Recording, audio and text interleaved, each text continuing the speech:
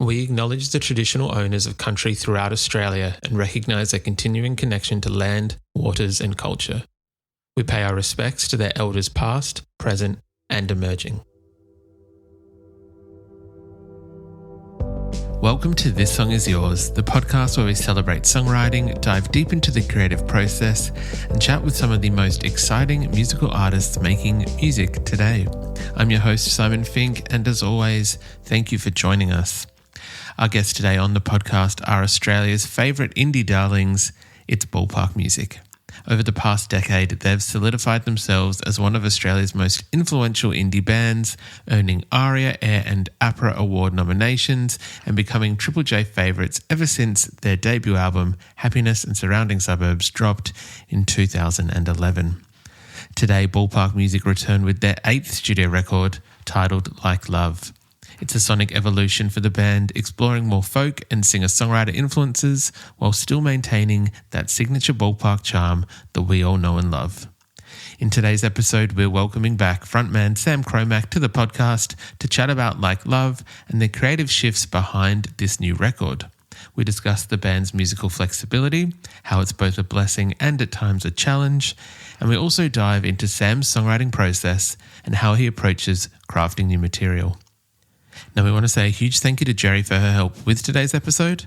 Like Love, the brand new record from Ballpark Music, is out right now, and we've left links in the show notes where you can purchase the record and grab tickets to their upcoming massive Australian tour. We've also left links on where you can stream the band's music and follow them across their social media channels. While you're there in the show notes, don't forget to follow us on our social media channels and subscribe to this very podcast. It does all help at the end of the day. Now let's get into it. Here is our conversation with Sam Cromack of Ballpark Music. I've had some big ideas, they seem so appealing. Sometimes I don't know what the fuck I'm feeling, but none of it, oh none of it is like love. Please welcome back to This Song Is Yours, the one and only. It is Sam Cromack from Ballpark Music. Sam, hello again, friend. How are you doing? I'm good. How are you? Doing very well, thank you. Thank you so much for coming to have a chat with us today. We very much appreciate you obviously contributed to our year-end episode last year, and so we appreciate you coming back to talk about, as promised, new Ballpark Music. Yeah, no worries. I'm excited to be here. And sorry if I have any big coughing fits too. I'm just recovering from a really cool infection and on my second round of antibiotics. So I apologise in advance if I lose it. No, all good. Hopefully we don't experience that, but not for our sake, for your sake. Hopefully you can kind of use the antibiotics to kick it and that there's no hurt or damage on your behalf, hopefully. I am very excited that we do have a brand new Ballpark Music record out this week when people are listening to our chat. It is called Like Love. It is a gorgeous record. Firstly, congratulations on this. It is the 8th from the band. I'm not sure what the, you know how like there's wedding anniversaries of like one gift is paper and one gift is gold or silver. I don't know what it is for 8th, but congratulations. How are you feeling with the record being out now? Yeah, good. It's like it gets harder and harder to like make sense of the overall journey, you know, once you get to a number like number 8. Even on number 6 and 7, you're like, oh my God, like this thing's still going. Sort of like sad and liberating at the same time. This one part of you, you know, longs for that emerging artist. It's like the youth of band life. You know, those first couple of albums. You know, there's something so special about that time, and lots of extra pressure and scrutiny on what's happening in a good way. Once you get to number 8, you're sort of like, I just hope anyone still gives a fuck. But yeah, like I said, it's also liberating. You do kind of make your way into this zone where. Not that we've ever been, you know, badly polluted by outsiders' opinions, but you naturally are getting to a place where you find even more so that you're like, well, I guess we really can do whatever the hell we want now. We're almost trying to be buoyed on by that. Be like, well, what do we want to do, or what should we do? Let's go to some uncharted territory, 100%. I was going to say, I feel like the nice thing about getting older, or at least there's a freedom that maybe comes with, the more albums that are put out, that you can venture outside of what maybe people have as expectations of Ballpark, and that you're able to experiment a little bit and do something a little bit different, or a little bit, left of center, or whatever it may be. I feel that this record, while still very much a Ballpark record, is a little bit of a venture out. I want to say that sonically, it's a little bit less indie rock and almost a little bit like Laurel Canyon in a way. Like, we've got a bit more folky this time around. Laurel Canyon is a beautiful way to say folk music without saying folk music.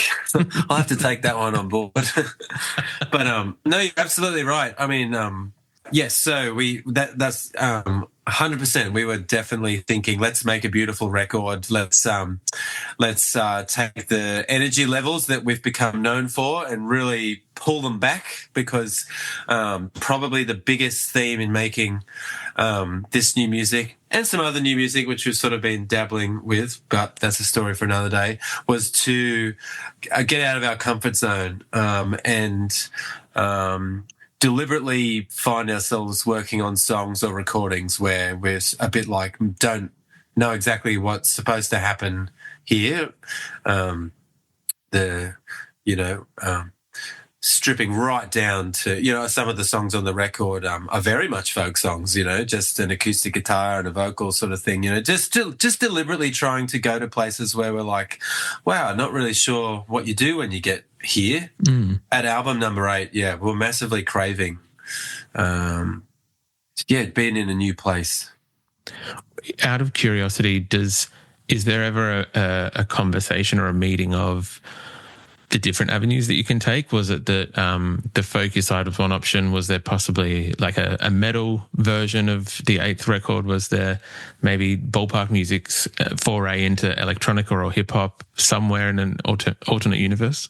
Yeah, sort of. Like, I was actually just catching up with a friend before, and she plays in an Australian band that's doing really well, and we've actually known each other since we were very young. We went to uni together, and we haven't seen each other for a long time. And we were talking about exactly this, and I was talking about how our band, a bit like a party or a wedding band, is like pretty flexible stylistically. We can sort of almost go down any road we want to. I know that sounds like a weird flex. It's not meant to. A lot of the time that's actually like a burden and feels like this there's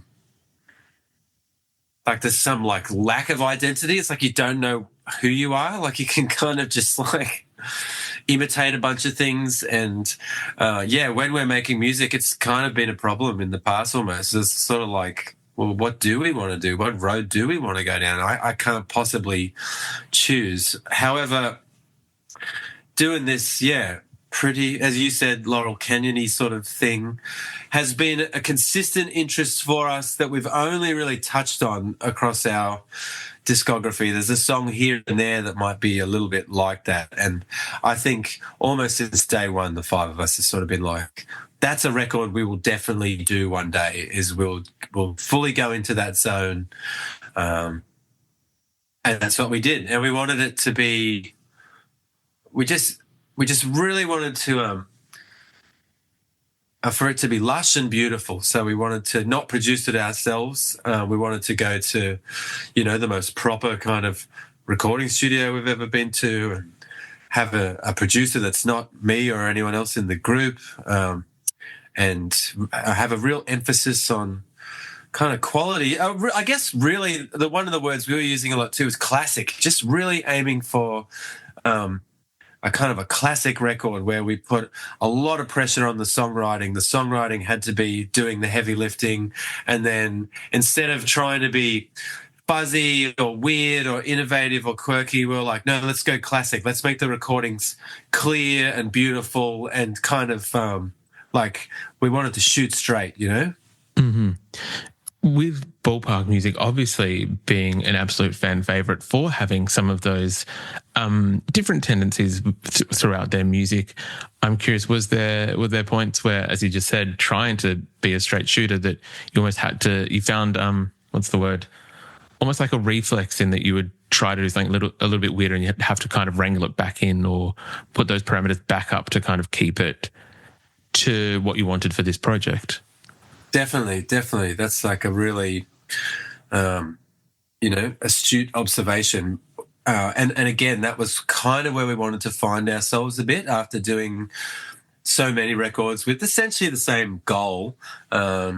It was cool to find ourselves in situations where it's like the five of us can sense what our instinct is to do in these moments where you get stuck or you're looking for something, and we have to resist, those urges to do what we've typically done. As you mentioned, we have like a habit, for better or for worse, of like just going, let's do something really weird, zany, some weird sounds needed, something unorthodox is required here. And I guess this was also part of having another producer too, someone that we knew and trusted to be like, stop, it's okay to be simple here. Like, we don't have to like, what you're doing is already nice and good. We don't have to like sort of sabotage it in any way. It's okay for us to do what's simple and classic.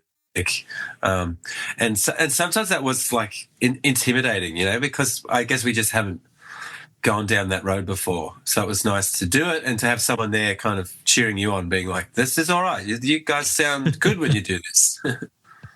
I do love that, though. In terms of the producer, who did you go with this time around?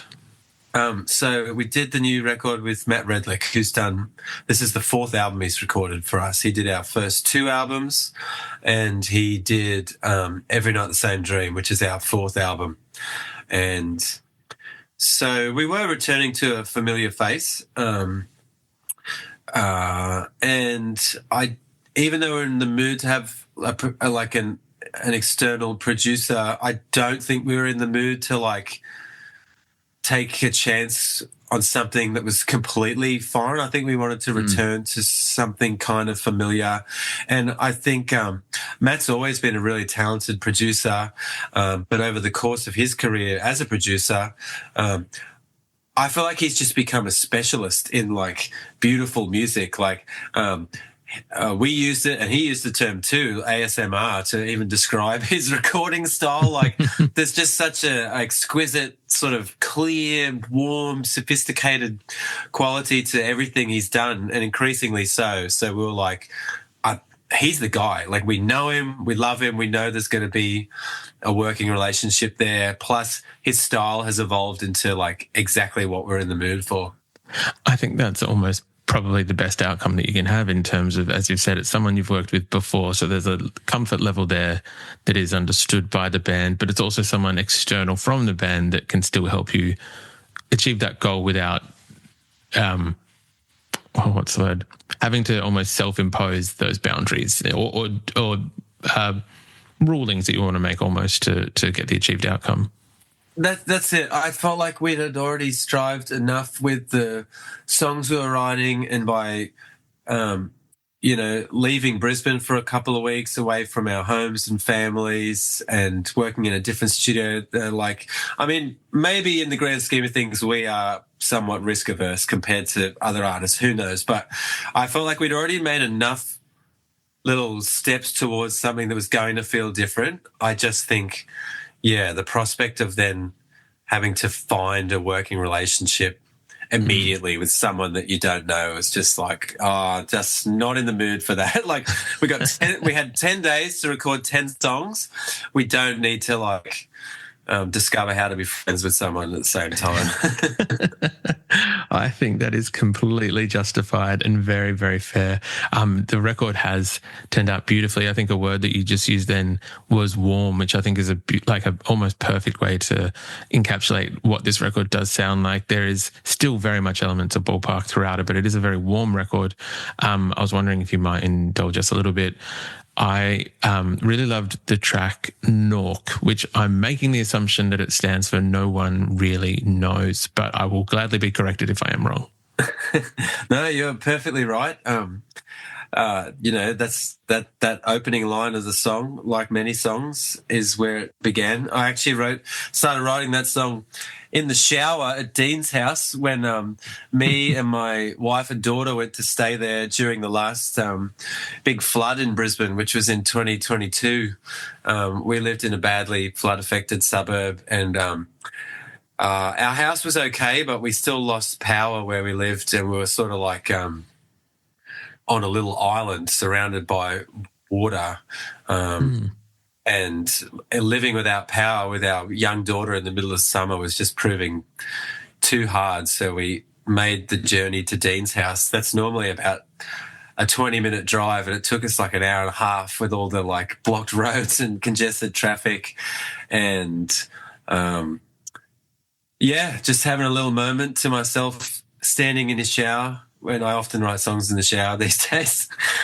There's no distractions. The running water must do something to me. Just, kind of overwhelmed by the whole experience. Just started singing No One Really Knows. And I thought that was a miserable title for a song. It was just way too generic. And every time I'd have it on my list of songs, I just write Nork, and then that kind of stuck. Everyone thought that looked like a weird, curious word, and it was just hard to, you're not going to replace it with No One Really Knows. It's kind of adds a little bit of mystery to what is otherwise, a pretty kind of generic lyric. What was the word used before? It brings levity to almost like a more serious subject in a way by having a bit of a nickname for it. Yeah, and that happens a lot with lyrics. Like, and this is something I adore about forcing words into song. Is some things feel really great and meaningful when you sing them and put them to music. However, when you write them down, not everything necessarily stands there as a great piece of poetry on the page. I think, we all grow up idolizing Bob Dylan's and, the like. You do want your songs to be able to stand there as great bits of poetry, but we can't all reach those dizzying heights. And sometimes you also have to accept that, like I said, stuff that can be a little bit ordinary on paper can really take off when you put it to music. I think this is one of those examples. I nearly cringed at it every time I saw it written down, but to sing it felt so, I don't know, true and simple and something. I don't know. I love that, though. Thank you very much for sharing that with us. I am kind of curious. I know we've had you on the podcast before, and I think back in 2021 or 2022, maybe when we last spoke, that we covered your introduction to songwriting and what got you into it. Not to, I guess, get into too much of the detail, because I know you just mentioned that it mainly happens in the shower these days, but wondering whether you're able to talk us through your songwriting approach these days, and I guess what is the process for how you find inspiration for a song, or how you write a song, and if that's different each and every time. Yeah, there's common themes, but the biggest rule of all, and plenty of songwriters will say this, is that there's no rules, and songs really do happen in all manner of ways. Obviously you spend time just playing your instrument, and some things will get kick-started from some actual music. You might have chords or melodies that you love and keep returning to, and you might feel like you're trying to force words into that, which can be kind of hard. But I guess if the music is like got something that keeps you coming back to it, like you feel compelled to do it, that's actually probably the more common mode of writing, even though it can be the more tedious one. The less common one, the one that feels more miraculous and divine, is when you're struck more by a concept or some words. These are the shower songs, and these often result from real lived experience. You actually go through something and you're so affected to the point where it might just be a couple of lines where they just kind of bubble up inside you, and then you feel this compulsion to turn it into a song. And once you've got the concept or the little idea that's going to kickstart it, sometimes the song falls into place much more easily. You've got, it's got something to give it momentum. And like I said, unfortunately, that probably happens way less. But when that does happen, you definitely feel like, thank you, this is good. I can. You're sort of waiting around a lot of the time, hoping that that's going to happen again. They're the two main ways of I write, for sure. I know that alongside Ballpark, you also kind of produce music as well, and kind of, I guess, have a hand in shaping other up-and-coming artists as well with their music. Do they ever reach out to yourself for songwriting advice? Oh, well, when we're hanging out, naturally we all talk about music, and I'm getting old enough and chirpy enough now that I've waxed lyrical about all my thoughts and opinions on songwriting. So maybe they appreciate it, maybe they're sick of it, who knows. But we definitely are talking about writing. I have always loved recording. Obviously I've done plenty of recording of Ballpark, and then through that began some production work for other people, in earnest to begin with. Some people are just like, do you want to? And I'd be like, sure. And that's slowly evolved into, quite a big part of my life. It's a much more serious kind of element of what I do in music now. And I adore it so much. I love helping people bring their music to life.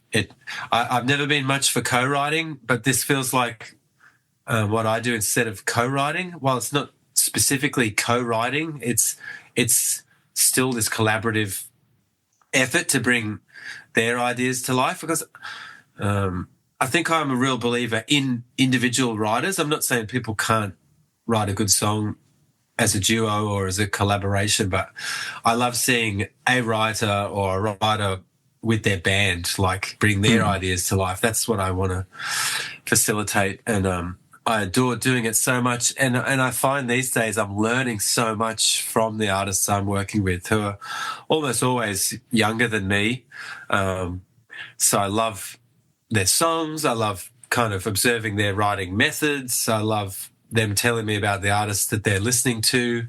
It really helps keep the whole thing fresh for me. They're honestly all so talented. I get so many ideas from them because at my age, I notice more and more myself falling into, patterns and habits which aren't right or wrong. They just are what they are. I just have patterns and habits in my writing at this point. So really great to get so closely involved with younger emerging artists who are doing it their way. I absolutely love that. Thank you very much for sharing that. I would be remiss if I didn't mention that Ballpark is heading out on a pretty lengthy tour across the Australia and New Zealand in May and June. Curious as to whether there's a certain track from the new album for yourself and the band that you're looking forward to playing. Obviously, as we've discussed, different kind of sonic palette for the band. So has that changed the live show? And is there a track off this new album that is maybe the favourite at the moment? Well, I've performed Like Love for a while now, and actually performed it quite a lot before it was even recorded, let alone released, which is pretty unusual for us. There's not really been a song ever or in years that has kind of crept into our lives like it did and been performed at the shows. So that was a cool experience, and in many ways was the catalyst for us committing to a record with that sort of flavour. So I'm looking forward to performing it more now that people know it even more. Really looking forward to playing Please Don't Move to Melbourne, which has just really struck a chord with people. yeah, I'm yet to see how an audience responds to that song. It's going to be fun. It's going to be fun. Like, obviously everywhere that's not Melbourne is going to be feeling it one way. And then I'm really curious to see how Melbourne embraces it too. But yeah, we've just been talking about rehearsing recently. And we are really hoping to do like a lot of rehearsal and set up to rehearse like probably much more than we have in the past. And I think our plan is to give everything on the record a crack, at least sort of play it at least once in the room and see which things just feel the best. So I think we're hoping to prepare a lot of the record, not necessarily to flood the whole set list with the new album, but to have them up our sleeves. You know, we're the kind of band that's always like to keep a mix of everything in the set list. But more and more as we've gone on, we like to shake up the show. And so I'd love to think that there's a good bunch of the new songs that'll be getting subbed in and out every night. Yeah, we'll see what happens. I'm kind of excited and also a little bit intimidated to try and get some softer material incorporated into the show, because our show is definitely spearheaded by energy. You know, it's a kind of a loud and bombastic show. So it'll be fascinating to try and find a way to tone that down for a bit. I'm very excited to see how you guys do it. Yeah, I think it's going to be a fantastic tour, and we'll make sure that the tour details for people to buy tickets are in today's show notes. Just wanted to mention, very curious, when you do play Melbourne, please let us know. You and the team very kindly sent us a Please Don't Move to Melbourne t-shirt, which we posted on social media, and interesting reactions as well in terms of Victorian people versus non-Victorian people, which we'll share with you privately and not in a public forum. But yeah, curious to hear what it's like from your reaction. Yeah, well, we're eager to find out. I'm sort of surprised and also not surprised at how quickly people pivoted to like interpreting the song as like some weird dig at Melbourne, which is absolutely not the starting point for a song like that. You know, it's the chorus for the song is really old. I've had it for a really long time and just happened to dig the song up and finish it when we were working on this new record. But it harks back to when I had friends actually all leaving Brisbane for Melbourne. I kind of just wrote it in this, you know, just silly throwaway kind of way. And the song it's coming from a much more personal place. You could substitute Melbourne for any city in the world, really. The song is really saying, please don't leave me. But yeah, hilarious how quickly people have been like, you know, what's your fucking problem with Melbourne? Yeah, we're Adelaide based, so like similar kind of vibes in terms of people saying the same thing. And then who was it? One, I won't mention it here, lovely artist who we've had on the podcast, and I think everyone on this call would know, was almost like, oh, come on, it's not that bad. It's like, it's not about the city. It's the song is clearly about leaving the person. So anyway, look, very much appreciate it. Yeah, Melbourne is a great place. Melbourne fans listening to this podcast and that's why everybody moves there. Exactly. That's the problem we have, is people leaving us, not going to Melbourne. I was thinking about the other day, like you probably couldn't write the song Please Don't Move to Brisbane, because it just doesn't make any sense, because not enough people are doing that. I feel similar to here to Adelaide. Actually, maybe that's more of a warning thing. Please don't move to Adelaide, but for very, very different reasons. Sam, wanting to cap things off today, I know that you're aware that we usually ask, I guess, what they're currently listening to for yourself. Is there anything that's on high rotation at the moment?